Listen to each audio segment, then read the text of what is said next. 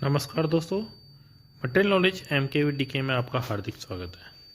दोस्तों, आज जो मैं आपको इम्पोर्टेंट टॉपिक के बारे में बताने जा रहा हूँ वो है इको टर्म्स। अब ये आपने देखा होगा इको टर्म्स होती क्या है। दोस्तों, इको टर्म्स जो होती है वो होती है कोई भी अपन आउटसाइड कंट्री से कोई भी मटेरियल परचेज करते हैं, प्रोक्योर करते हैं, तो उसकी क्या क्या फॉर्मेलिटीज़ होती है और क्या क्या टर्म्स यूज होती है, उसके अंदर बायर सेलर्स होते हैं, किसकी क्या जिम्मेदारी होती है, वो सारा इको टर्म्स में डिनोट होता है। तो इको टर्म्स अलग अलग होती है, बहुत सारी इसके अंदर होती है। तो उसको अपन कैसे याद करें, बायर की क्या जिम्मेदारी होती है, सेलर की क्या जिम्मेदारी होती है, वो कैसे समझें, वो सारा इको टर्म्स के अंदर समझाया जाता है। अब मैं सारा का सारा इस इको टर्म्स एक ही डायग्राम आपको बताऊंगा, उसके अंदर आपको सब पता पड़ जाएगा।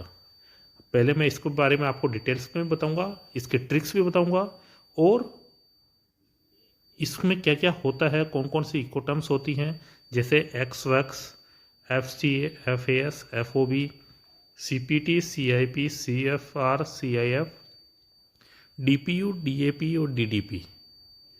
तो जो हम इसमें डिस्कस करेंगे वो है इको टर्म्स क्या होती है, कौन मैनेज करता है,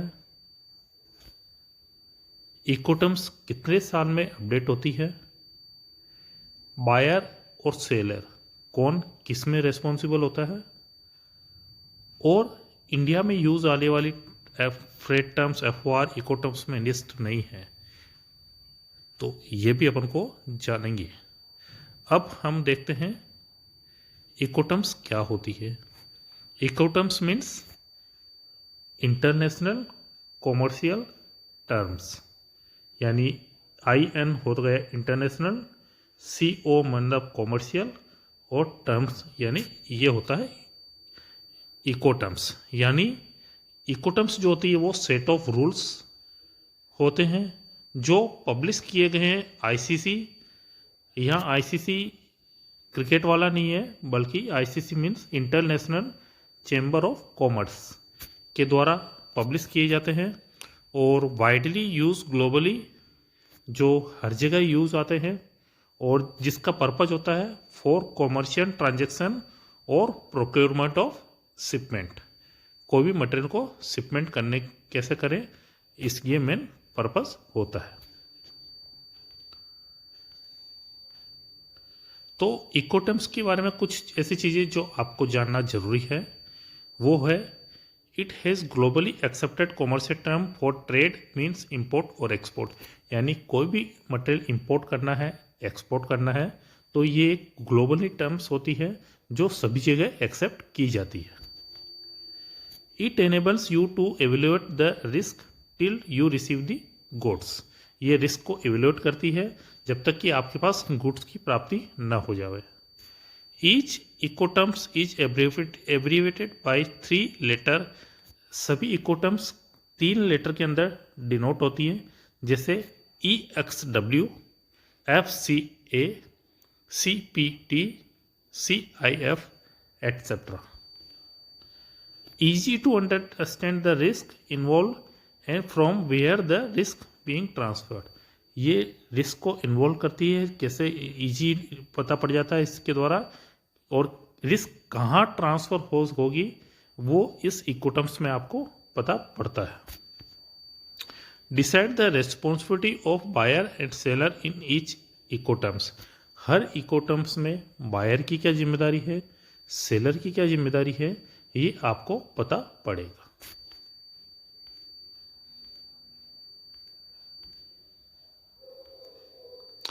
ये जैसे इको टर्म्स होती है, इसके अंदर responsibility, Incoterms indicate whose responsibility it would be और आफ्टर पर्टिकुलर पॉइंट्स, जो मैंने आपको पहले बताया। कॉस्ट यानी कौन कॉस्ट को बियर करेगा। रिस्क, इफ एनी डैमेज, कौन क्या मतलब क्या चीज़ कहीं पे रिस्क डैमेज हो जाता है मटेरियल, तो कौन जिम्मेदार होगा उसके लिए। यानी ये जो करता है रेस्पॉन्सिबिलिटी, कॉस्ट और रिस्क को इंडिकेट करता है। Who arrange the transport and the carrier, transport का अरेंजमेंट कौन करेगा, और वेयर या when does the title of ownership of goods transfer from seller to buyer, seller से बायर के अंदर ओनरशिप कब ट्रांसफर होगी, ये सारी इकोटर्म्स में इंडिकेट होता है। इकोटर्म्स अभी जो यूज हो रही है वो हो रही है 2020। जैसे इसका मैंने फुल फॉर्म आपको पहले बताया, इंटरनेशनल कॉमर्शियल टर्म्स। इकोटर्म्स जो थी वो सबसे पहले एस्टेब्लिश हुई थी 1936 में।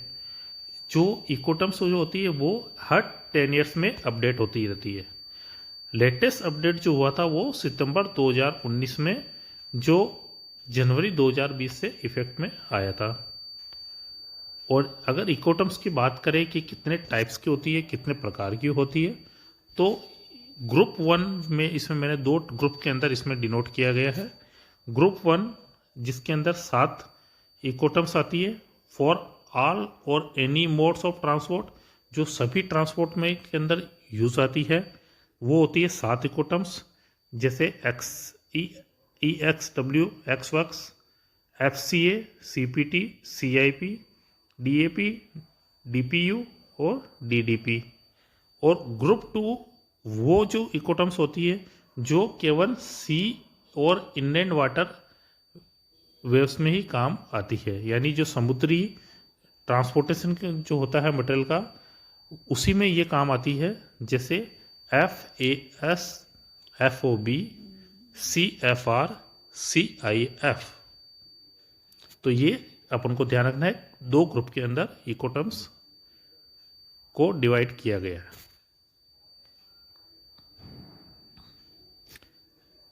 और अच्छा ग्राफिटिकल और डायग्रामेटिक रूप में प्रेजेंट करने के लिए मैंने यहाँ पे एक ये बताया गया है कि जैसे ग्रुप 1 मैंने ऊपर मेंशन किया है, जिसके अंदर ये 2 मैंने पिरामिड लिए हैं, यानी जो ये आपके सभी मोड ऑफ ट्रांसपोर्ट के अंदर यूज आती है, EXW, FCA, CPT, CIP, DAP, DPU और DDP। ग्रुप 2 जो मैंने इसके अंदर जो बताया गया है वाटर का, यानी जो ये पर्टिकुलर सी और इनलैंड वाटर के अंदर ही यूज आती है, FAS, FOB, CFR और CIF।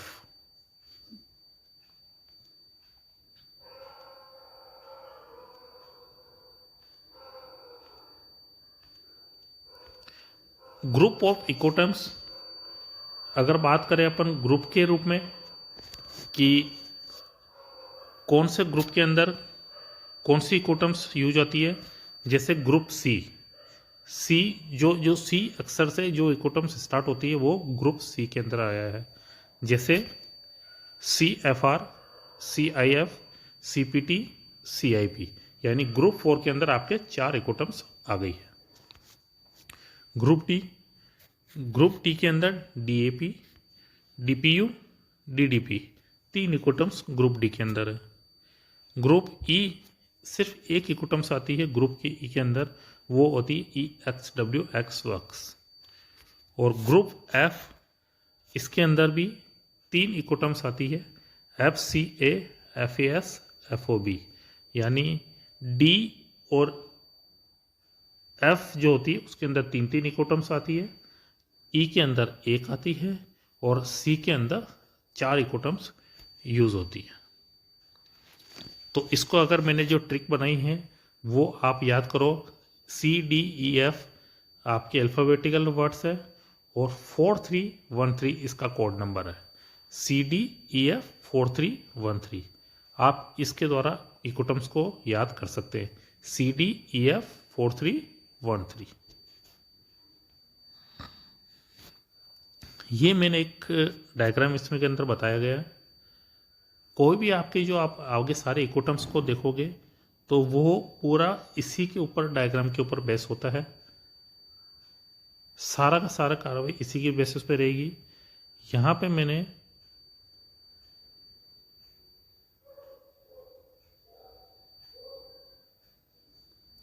यहाँ पे मैंने सेलर के बारे में बताया है और यहाँ है एक बायर, ये जो मटेरियल सप्लाई करेगा और जहाँ पे मटेरियल आना है।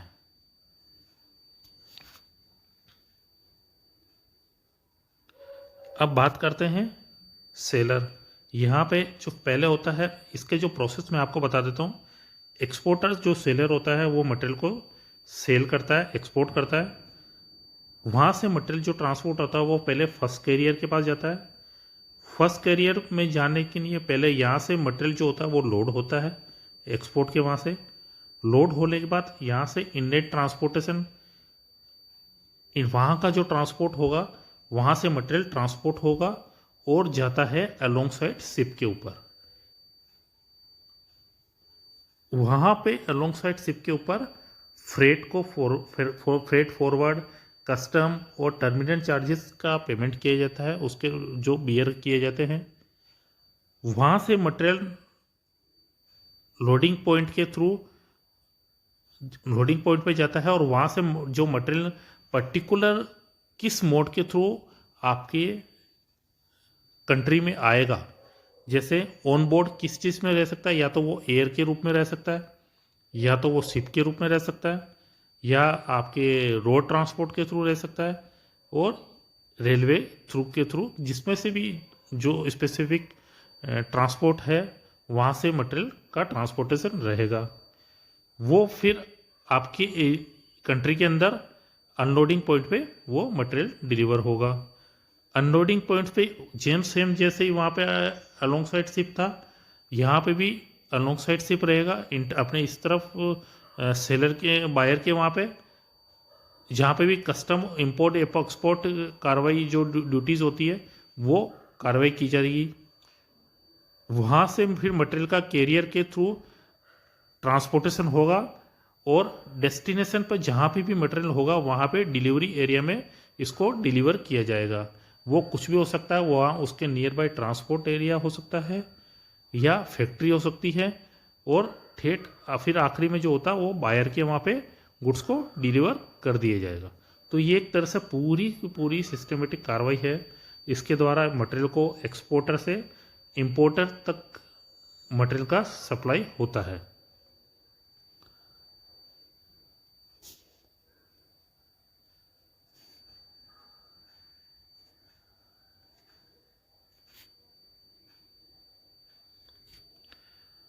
अब बात करते हैं अपन फर्स्ट इकोटर्म्स की, जो कहते हैं EXW यानी एक्स वर्क्स।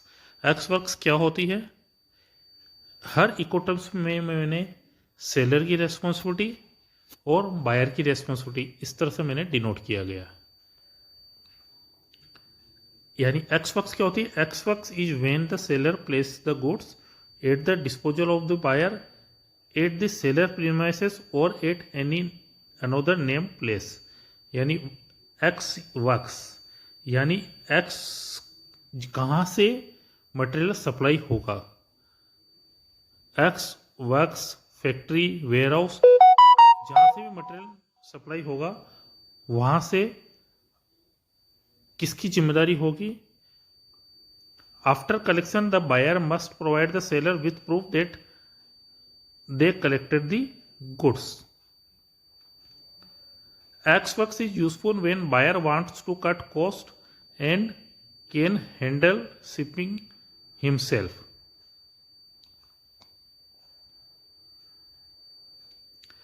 इसके अंदर जो होता है सेलर की जो रिस्पॉन्सिबिलिटी होती है वो है एक्सपोर्ट पैकेजिंग, मटेरियल को पैक करा देगा, pack the export goods and keep it on door step of warehouse, provide documentation to buyer. इसके अंदर जो एक्सवर्क्स की जो रिस्पॉन्सिबिलिटी है वो यहाँ से है कि यहाँ से सेलर जो भी है मटेरियल पैक कर देगा और यहाँ तक डिलीवर कर देगा। जो भी एक्सपोर्ट पैकेजिंग होगी वो सारा वो काम सेलर करेगा। Commercial invoice, packaging list, truck bill of loading, would packaging certificate, ये सारे जो भी होता वो सेलर का रहता है रोल।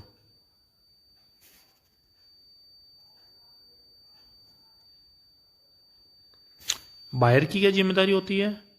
बायर की जिम्मेदारी जो होगी वो होगी loading at origin, inlet transportation, delivery two port, export duty tax, custom clearance. यहाँ से जो भी सारी जिम्मेदारी होगी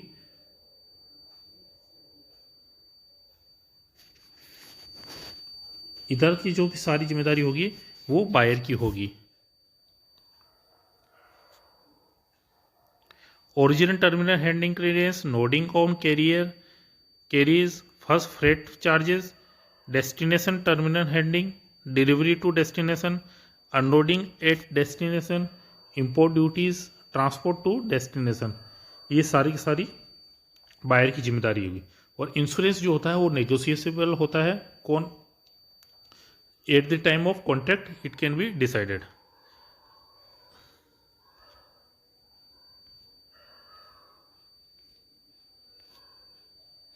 अब आता है second FCA, free carrier place. FCA means that the seller fulfills their obligation to deliver when the goods are handled, suited, packaged, and cleared for export to the carrier and approved person selected by the buyer or the buyer at the place named by the buyer। यानी ये जो होता है इसमें career तक की इसमें जिम्मेदारी होती है सेलर की। एक्सपोर्ट पैकेजिंग सेम का वो सेम, वही के वही जो अपन ने एक्स वर्क्स में देखा था वो की वो इसके अंदर कार्रवाई होगी। बस यहाँ पे जो फर्स्ट कैरियर जो होता है वो इसके अंदर FCA के अंदर सेलर का रोल रहता है। बाकी ओरिजिनल टर्मिनल हैंडलिंग इसके बाद वाले जो सारी कार्रवाई होती है वो बायर की होती है। इंश्योरेंस इस केस में भी नेगोशिएबल होता है।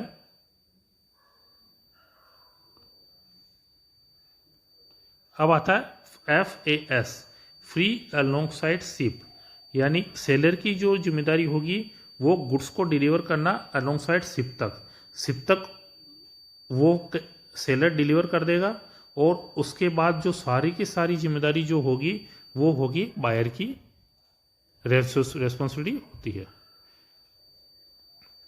FAS stands for this when the seller deliver the goods packed suitably and cleared for export by placing them beside the vessel at the agreed upon port of shipment.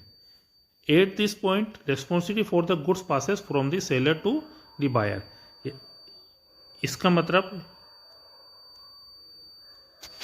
यहाँ तक तो ये पूरी इसकी जिम्मेदारी हो गई सेलर की, और ये यहाँ से ये पूरा जो होता उस वो पूरी जिम्मेदारी होगी बायर की।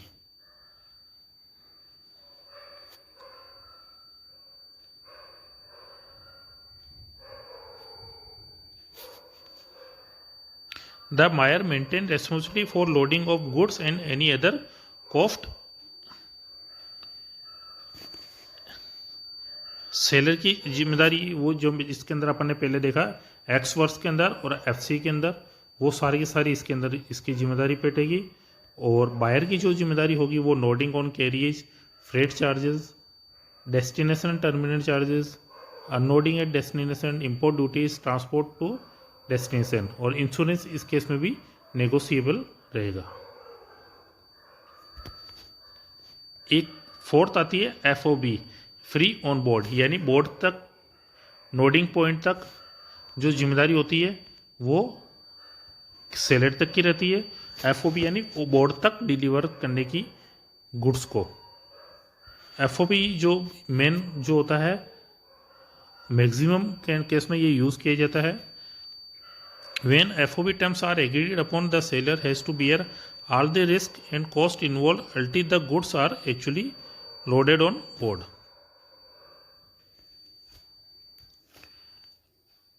इसके अंदर जो सेलर की रेस्पॉन्सिबिलिटी पूरी लोडिंग पॉइंट तक उसकी जिम्मेदारी रहेगी गुड्स को डिलीवर करना, और बोर्ड ऑन बोर्ड से बोर्ड के वहाँ से सारी जिम्मेदारी बायर की रहती है। यानी export loading, packaging, loading at original inlet transport, export duty, original terminal handling charges, loading on carriage, ये सारी की सारी सेलर का पार्ट रहता है। और इसके बाद बाहर का पार्ट रहता है वो freight charges, destination terminal charges, delivery at destination, unloading at destination,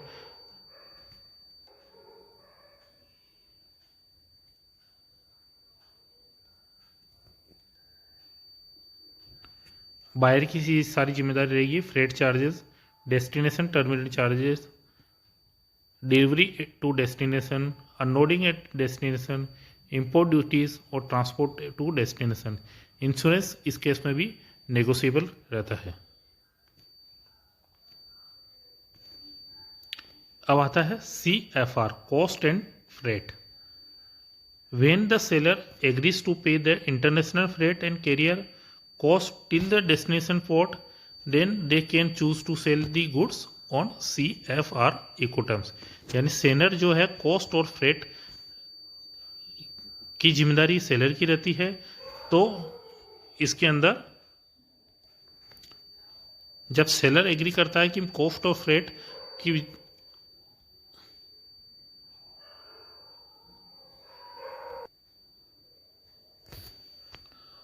buyer must be informed of the delivery arrangement with enough time to organize insurance। इस केस में जो इंश्योरेंस का ऑर्गेनाइजेशन बायर को इन्फॉर्म दिया जाता है पहले से ही। सेलर की जो भी जिम्मेदारी होगी वो जैसे कि पहले अपन ने फर्स्ट कंडीशन FOB के अंदर था, वो सारी की सारी सेलर तक की जिम्मेदारी इसके अंदर रहती है। एक बस एक्स इसमें के अंदर जो फ्रेट जो होती है, कॉस्ट एंड फ्रेट जो होती है वो सेलर के स्कोप में आती है, चाहे वो international freight and carrier cost हो और bear till material actually placed on ship, यानी मटेरियल को शिप तक प्लेस करना। और बायर की जो जिम्मेदारी होगी वो वहाँ से destination terminal handling charges, delivery to destination, unloading at destination, import duties और ट्रांसपोर्ट टू डेस्टिनेशन, तो ये सारी बायर की जिम्मेदारी रहेगी। और इंश्योरेंस जो होगा इस केस में भी नेगोशिएबल रहेगा। अब आता है 6 CIF। CIF means cost, insurance and freight. CIF जो होता है when the seller agrees to pay for insurance along with cost. इसके अंदर इंश्योरेंस वाला जो भी पार्ट होगा वो भी सेलर के स्कोप में ऐड हो जाएगा। पहले तो कॉस्ट एंड फ्रेट था, अब CIF में भी कॉस्ट, इंश्योरेंस एंड फ्रेट ये सारा का सारा पार्ट सेलर के स्कोप में ऐड हो जाएगा। तो वो जो इकोटर्म्स होती है वो इसमें आती है CIF। Both CIF and CFR are only used for waterways transport. ये वाटरवेज ट्रांसपोर्ट जो होती है, सी ट्रांसपोर्ट, उसके अंदर ये यूज की जाती है। सेम एज CFR जैसे मैंने पहले बताया, but insurance to be bear by the seller. Seller के द्वारा इंश्योरेंस को बियर किया जाएगा। बाकी सेम जो जिम्मेदारी रेस्पॉन्सिबिलिटी है वो पहले वाली जो कंडीशन है उसके अनुसार होगा। इसमें एक्स्ट्रा यही होता है कि इंश्योरेंस जो होता है वो सेलर के स्कोप में ऐड रहता है। और बायर की जो जिम्मेदारी होगी वो सेम की सेम जो पिछली बार कॉस्ट और CFR का अपन ने देखा था, सेम उस केस के जैसे ही बायर की जिम्मेदारी होगी। CPT, carriage paid to। When the seller agrees to pay till the destination port handling charges, CPT Incoterm is used। The seller is responsible for paying the freight charges to transport the goods to the named location। यानी seller की जिम्मेदारी होगी कि कुछ particular location तक material को transport कर दिया जाए। और responsible for goods being transported transfer from the seller to the buyer the moment of goods are delivered to the carrier। Seller की जो इसमें रेस्पॉन्सिबिलिटी वो रहेगी, वो डेस्टिनेशन टर्मिनल हैंडलिंग चार्जेस वहां तक उसको बियर करेगा। और बायर की जो आगे की जिम्मेदारी रहेगी वो delivery to destination, unloading to destination, import duties और ट्रांसपोर्ट टू डेस्टिनेशन। इंश्योरेंस इस केस में भी नेगोशिएबल रहता है। CIP, carriage and insurance paid to. When the seller agrees to pay till the destination port handling charges and also pay for insurance, then CIP terms Ecoterm is used। यानी carriage and insurance paid to CIP। इसके अंदर insurance भी जो होता है वो seller के scope में पे होता है। ये इको टर्म पहले वाली टर्म से इसलिए अलग रहेगी कि इसमें फ्रेट के साथ साथ इंश्योरेंस चार्जेस भी ऐड हो गया है, और बायर की सारी जिम्मेदारी जो सेम पहले वाली थी कंडीशन में थी CIF वाली में, सेम उसी की तरह CIP के अंदर भी सेम बायर की जिम्मेदारी रहेगी। अब आता है DAP, मतलब डिलीवरी एट प्लेस।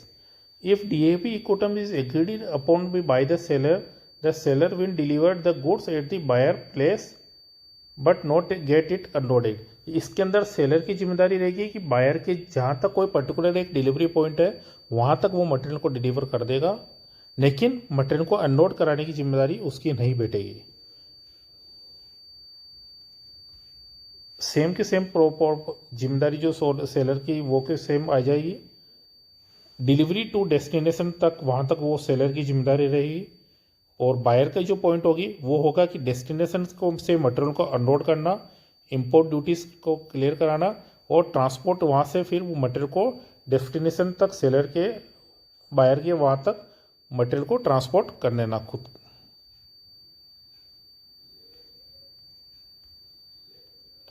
अब आती है DPU, means delivery at place unloaded. इसके अंदर जो होगा अनलोड कराने तक की भी जिम्मेदारी सेलर की रहेगी।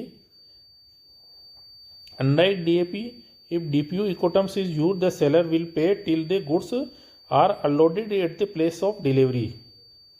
DPU is term indicate that the seller deliver when the goods are unloaded at agreed upon port or destination. The seller is responsible for all risk cost until the point, as well as for clearing the goods for export and arranging someone to unload the shipment.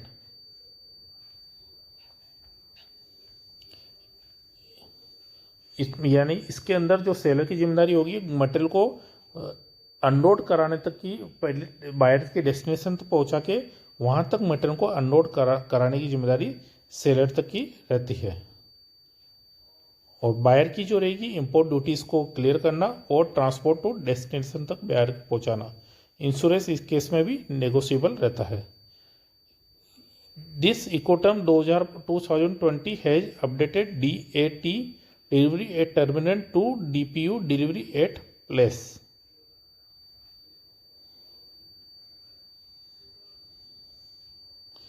अब आती है DDP, delivery duty paid, और इसको अपने जो कहते हैं FOR, free on road.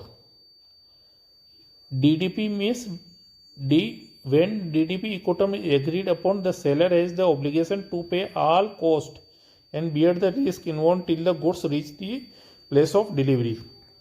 जब तक मटेरियल सेलर से बायर तक नहीं पहुंच जाता सारी की सारी जिम्मेदारी सेलर की रहती है।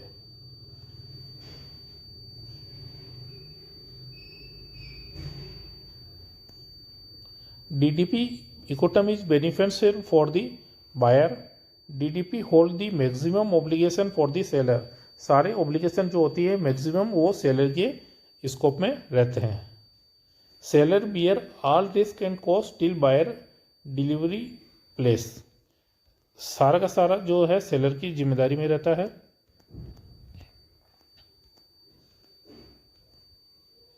और बायर की इस केस में कोई भी जिम्मेदारी नहीं होती है। अगर अपन और इस चीज़ को और अच्छे तरह से याद करना चाहे तो ये एक डायग्राम इसके अंदर बताया है, शॉर्ट डायग्राम्स है। इसके अंदर पूरा का पूरा यहाँ पे जो अपन इकोटर्म्स मेंशन की गई है, ये तो है इकोटर्म्स मेंशन की गई है, x, FCA, FAS, FOB, CFR, CIF, CPT, CIP, DAP, DPU और DDP। और ये जो ग्रे फील्ड में है वो है सेलर की रेस्पॉन्सिबिलिटी के बारे में बताया गया है, और ये ब्लू कलर की जो है फील्ड बताई है उसमें क्या किस किस की बायर की रेस्पॉन्सिबिलिटी रहती है। और इंश्योरेंस का जो है लाइट ब्लू कलर बताया गया है कि कहाँ पे इंश्योरेंस किसके स्कोप में रहेगा। जैसे अगर एक टर्म्स बता दूं, जैसे ये हो गया एक्स वर्क्स में सेलर की जिम्मेदारी जो तो रहती है सिर्फ एक्सपोर्ट पैकेजिंग तक, एक्सपोर्ट तक मटेरियल को अपने पैकेज कर दिया, और उसके बाद जो होती है वो सारी की सारी जिम्मेदारी बायर की रहती है। इंश्योरेंस इस केस में नेगोशिएबल रहता है एज पर ऑर्डर के अनुसार। अब जैसे ये बात करते हैं डीडीपी की, डिलीवरी ड्यूटी पेड, इसके अंदर सारी की सारी जो जिम्मेदारी जो आगे है वो है सेलर की, ये पूरा जिम्मेदारी है, यानी मटेरियल को बायर के वहां तक पहुंचाने की सारी जिम्मेदारी हो गई है, वो सेलर की हो जाती है। इंश्योरेंस इस केस में भी नेगोशिएबल रहता है।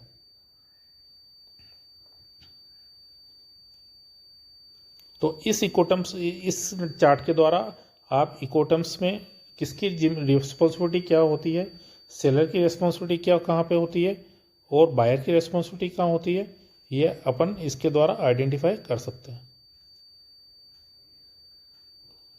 तो दोस्तों आपको ये इकोटर्म्स, अब आपको बेसिक कंसेप्ट पता पड़ा होगा कि इकोटर्म्स में क्या बेसिक कंसेप्ट्स क्या होती है, किसकी रिस्पॉन्सिबिलिटी क्या होती है, और क्या एक एक्सपोर्ट इंपोर्ट का प्रोसेस होता है, तो आपको इसके द्वारा पता चला होगा।